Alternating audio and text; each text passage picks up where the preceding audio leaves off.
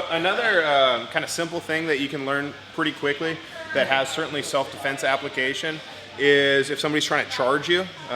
So if somebody's trying to charge me in any kind of shot, it can be a good double leg shot, or it could be someone who's just kind of coming at you looking like a drunken mummy reaching out. The idea is consistent of going into a guillotine choke.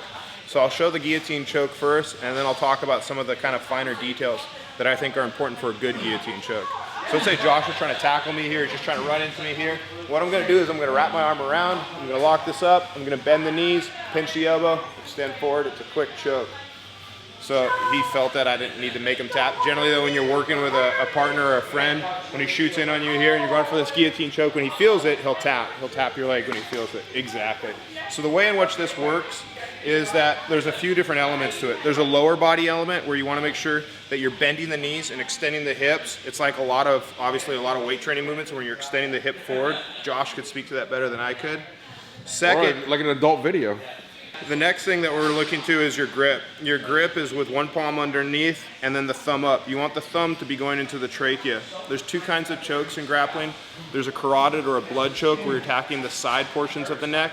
And then there's an air or trachea choke where you're attacking the front. This is an air or trachea choke where you attack the front. So my thumb's going in here, my hand's reinforcing it, and then I'm constricting my elbow. In grappling, it's really rare you squeeze. More often than not, you constrict. That is, you bring your limbs as close to your core as possible because the core is where the majority of your strength is.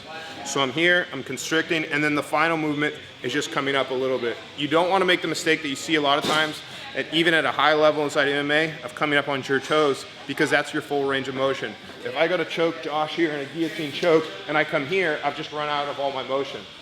Instead, I want to bend my knees, pinch my elbow, and then I come through right there. So you really want to make it a habit of bending the knees, pinching that elbow, and bringing your hips forward like so. Okay, let me ask a question then. When I'm down there, how do you ensure the person isn't grabbing the nuts? That's certainly something you want to take into consideration. So another option that you can play with, instead of going for a traditional guillotine like this, another option is called an arm-in guillotine. When I go for an arm-in guillotine, I'm pulling this arm around, stepping this leg forward, making it a little bit more difficult for him to get what he calls the nut grab.